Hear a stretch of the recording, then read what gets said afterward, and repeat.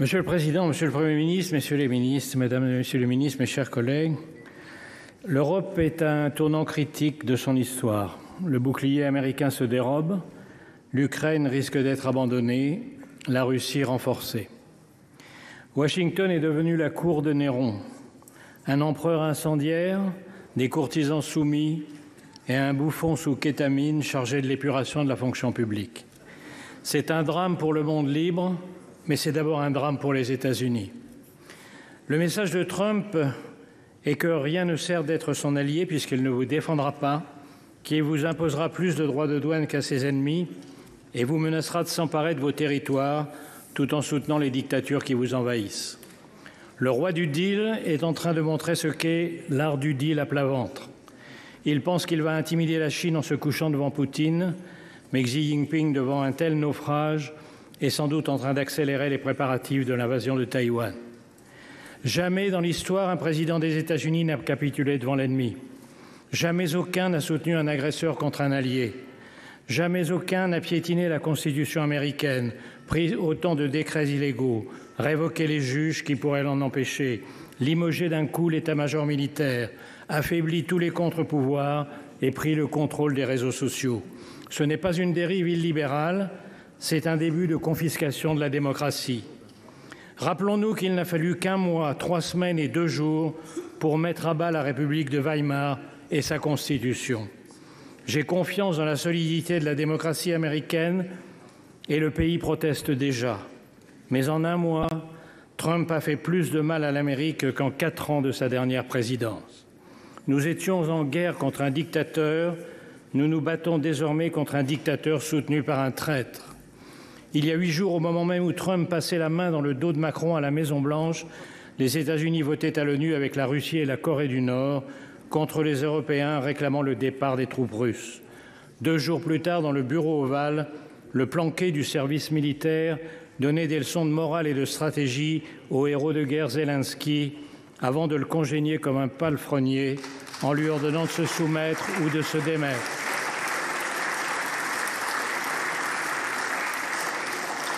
Cette nuit, il a franchi un pas de plus dans l'infamie en stoppant la livraison d'armes pourtant promise. Que faire devant cette trahison? La réponse est simple, faire face. Et d'abord ne pas se tromper. La défaite de l'Ukraine serait la défaite de l'Europe. Les pays baltes, la Géorgie, la Moldavie sont déjà sur la liste. Le but de Poutine est le retour à Yalta où fut cédée la moitié du continent à Staline. Les pays du Sud attendent l'issue du conflit pour décider s'ils doivent continuer à respecter l'Europe ou s'ils sont désormais libres de la piétiner. Ce que veut Poutine, c'est la fin de l'ordre mis en place par les États-Unis et leurs alliés il y a 80 ans, avec comme premier principe l'interdiction d'acquérir des territoires par la force. Cette idée est à la source même de l'ONU, où aujourd'hui les Américains votent en faveur de l'agresseur et contre l'agressé, parce que la vision trumpienne coïncide avec celle de Poutine. Un retour aux sphères d'influence, les grandes puissances dictant le sort des petits pays. À moi, le Groenland, le Panama et le Canada. À toi, l'Ukraine, les pays baltes et l'Europe de l'Est. À lui, Taïwan et la mer de Chine. On appelle cela, dans les soirées des oligarques du golfe de Mar-a-Lago, le réalisme diplomatique. Nous sommes donc seuls. Mais le discours selon lequel on ne peut résister à Poutine est faux. Contrairement à la propagande du Kremlin, la Russie va mal. En 3 ans, la soi-disant 2e armée du monde n'a réussi à grappiller que des miettes d'un pays 3 fois moins peuplé. Les taux d'intérêt à 25%, l'effondrement des réserves de devises et d'or, l'écroulement démographique montrent qu'elle est au bord du gouffre. Le coup de pouce américain à Poutine est la plus grande erreur stratégique jamais commise lors d'une guerre. Le choc est violent, mais il a une vertu. Les Européens sortent du déni. Ils ont compris en un jour à Munich que la survie de l'Ukraine et l'avenir de l'Europe sont entre leurs mains et qu'ils ont 3 impératifs. Accélérer l'aide militaire à l'Ukraine pour compenser le lâchage américain, pour qu'elle tienne, et bien sûr pour imposer sa présence et celle de l'Europe dans toute négociation. Cela coûtera cher. Il faudra en terminer avec le tabou de l'utilisation des avoirs russes gelés. Il faudra contourner les complices de Moscou à l'intérieur même de l'Europe par une coalition des seuls pays volontaires, avec bien sûr le Royaume-Uni. En second lieu, exiger que tout accord soit accompagné du retour des enfants kidnappés, des prisonniers et de garanties de sécurité absolue. Après Budapest, la Géorgie et Minsk, nous savons ce que valent les accords avec Poutine. Ces garanties passent par une force militaire suffisante pour empêcher une nouvelle invasion.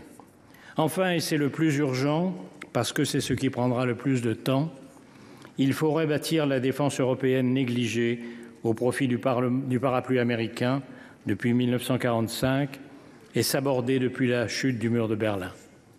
C'est une tâche herculéenne, mais c'est sur sa réussite ou son échec que seront jugés dans les livres d'histoire les dirigeants de l'Europe démocratique d'aujourd'hui. Friedrich Merz vient de déclarer que l'Europe a besoin de sa propre alliance militaire. C'est reconnaître que la France avait raison depuis des décennies en plaidant pour une autonomie stratégique. Il reste à la construire. Il faudra investir massivement, renforcer le Fonds européen de défense hors des critères d'endettement de Maastricht, harmoniser les systèmes d'armes et de munitions, accélérer l'entrée dans l'Union de l'Ukraine, qui est aujourd'hui la première armée européenne, repenser la place et les conditions de la dissuasion nucléaire à partir des capacités françaises et britanniques, relancer les programmes de boucliers antimissiles et de satellites. Le plan annoncé hier par Ursula von der Leyen est un très bon point de départ. Et il faudra beaucoup plus. L'Europe ne redeviendra une puissance militaire qu'en redevenant une puissance industrielle. En un mot, il faudra appliquer le rapport Draghi, pour de bon. Mais le vrai réarmement de l'Europe, c'est son réarmement moral. Nous devons convaincre l'opinion face à la lassitude et à la peur de la guerre, et surtout face aux comparses de Poutine, l'extrême droite et l'extrême gauche. Ils ont encore plaidé hier à l'Assemblée nationale, Monsieur le Premier ministre, devant vous, contre l'unité européenne, contre la défense européenne. Ils disent vouloir la paix. Ce que ni eux ni Trump ne disent, c'est que leur paix, c'est la capitulation, la paix de la défaite, le remplacement de Gaulle-Zelensky par un Pétain ukrainien à la botte de Poutine, la paix des collabos qui ont refusé depuis 3 ans toute aide aux Ukrainiens. Est-ce la fin de l'Alliance atlantique? Le risque est grand, mais depuis quelques jours, l'humiliation publique de Zelensky et toutes les décisions folles prises depuis 1 mois ont fini par faire réagir les Américains. Les sondages sont en chute, les élus républicains sont accueillis par des foules hostiles dans leurs circonscriptions, même Fox News devient critique. Les Trumpistes ne sont plus en majesté, ils contrôlent l'exécutif, le Parlement, la Cour suprême et les réseaux sociaux, mais dans l'histoire américaine, les partisans de la liberté l'ont toujours emporté. Ils commencent à relever la tête.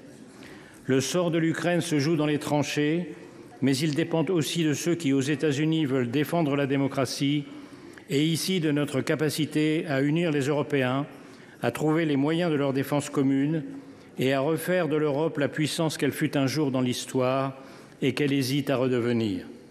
Nos parents ont vaincu le fascisme et le communisme au prix de tous les sacrifices. La tâche de notre génération est de vaincre les totalitarismes du XXIe siècle. Vive l'Ukraine libre, vive l'Europe démocratique.